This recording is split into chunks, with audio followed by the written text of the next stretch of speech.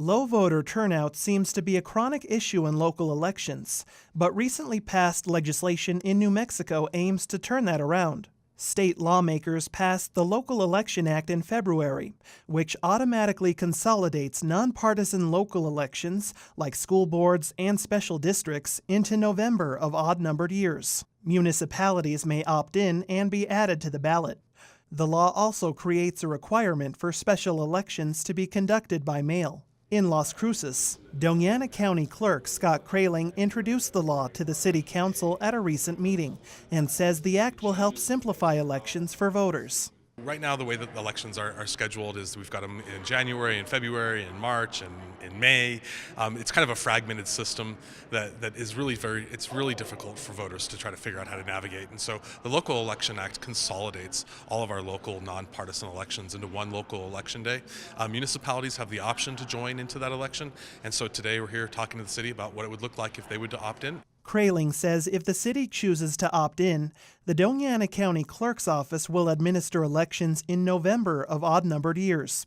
If Las Cruces takes no action, the city will continue to hold its own elections but move them to March of even-numbered years. General elections will remain unchanged. Las Cruces resident Maria Ramos says she's in favor of the city opting in and thinks it will help increase voter turnout. I have been very frustrated by the state of our, political affairs in this country as a whole overall, and I really feel like one of the main ways to address some of that is to get more people engaged in the process, and I really think that it starts with people feeling that their vote has an impact and significance, and I think that increasing voter participation and engagement and making things easier for people to show up is really a fundamental part of making sure that we shift our democracy into being a true democracy where everyone is represented. District 6 City Councilor Yvonne Flores agrees.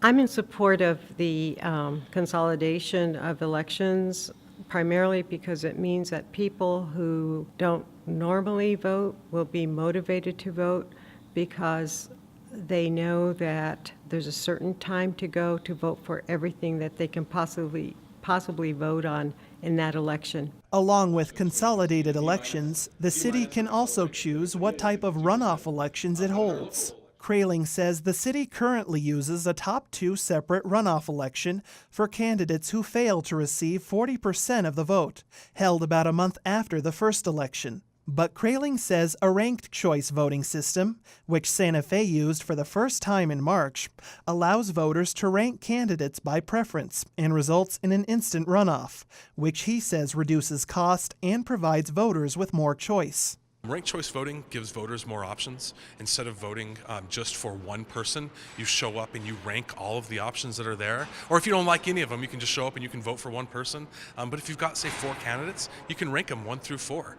And so it gives the voter more power. It changes the dynamics of the campaign because candidates no longer are competing in a zero-sum game where either you're supporting me or you're not. Ramos says she thinks a switch to ranked choice voting will re-empower voters in the election process. I think that a lot of people are wanting to disrupt the way some of the system has been working because it hasn't been working for everyone.